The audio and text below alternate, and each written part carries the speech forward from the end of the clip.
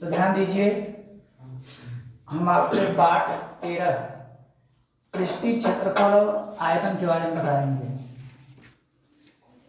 इसमें सबसे पहले आपको घनाभ जानना है। क्या जानना है? घनाभ। तो घनाभ किसे कहते हैं? घनाभ किसे कहते हैं? वह आकृति जो छह आयताकार समतल फलकों से घिरी हो। वह आकृति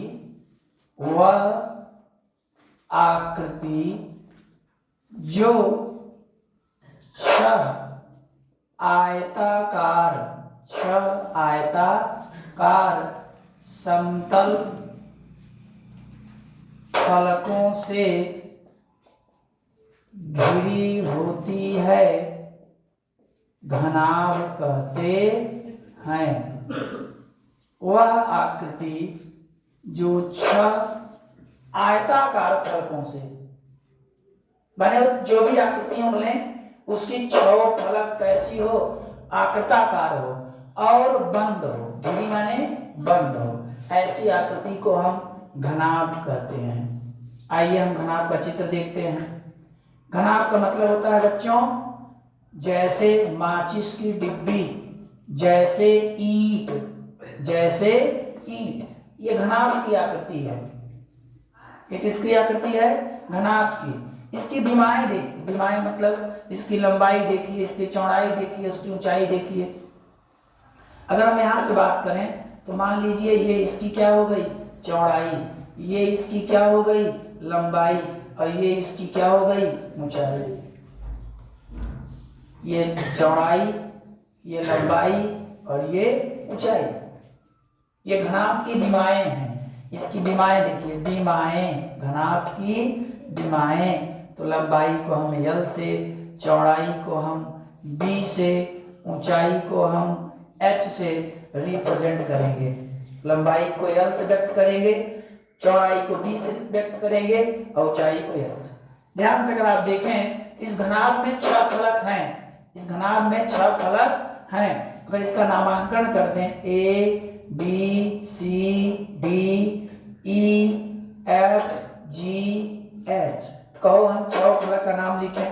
तो देखिए इनकी फलके देखो, कौन कौन सी इनकी फलके हैं।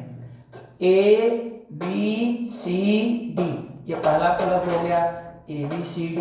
दूसरा फलक देखो A B E F, A B E F। तीसरा फलक देखो E F H G, E F H G। चौथा फलक देखो B C H G, B C H G। पांचवा फलक देखो B C H F, B C H F। छठवां फलक देखो A B G E, A B G E।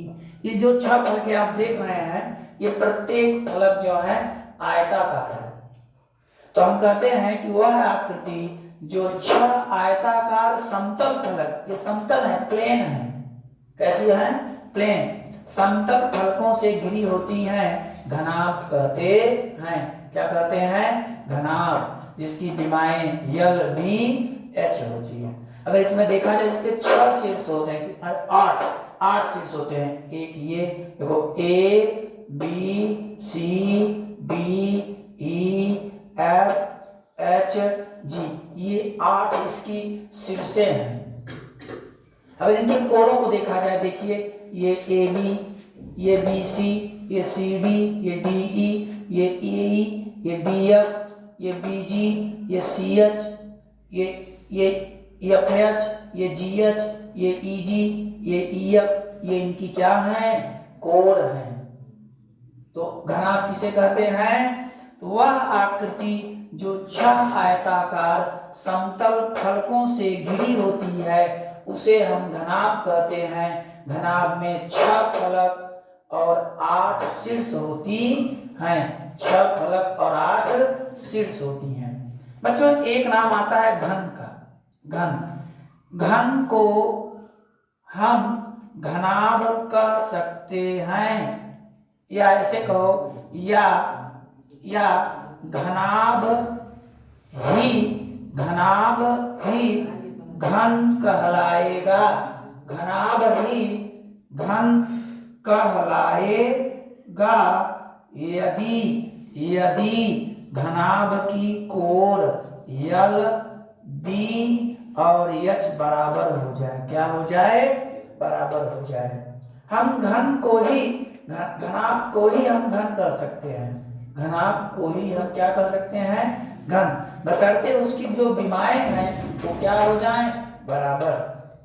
क्या हो जाए? बराबर। अगर ये बराबर हो जाएंगी, ये फलकें अगर बराबर हो जाएंगी, तब उन्हें आयताकार न कह के हम उन्हें घनाभाकार कहेंगे। क्या कहेंगे? घनाभाकार। तो घनाभ से घन की परिभाषा निकलती है, वह आकृति जो 6 वर्गाकार समतल फलकों से घिरी हो, वर्गाकार समतल फलकों से घिरी हो, घन कहलाता है।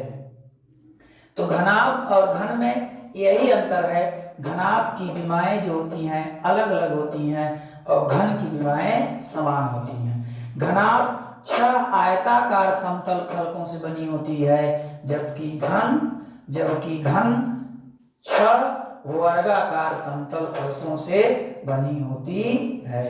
समझ में आया? अब चलिए हम इनके सूत्रों को पढ़ेंगे, ठीक है ना?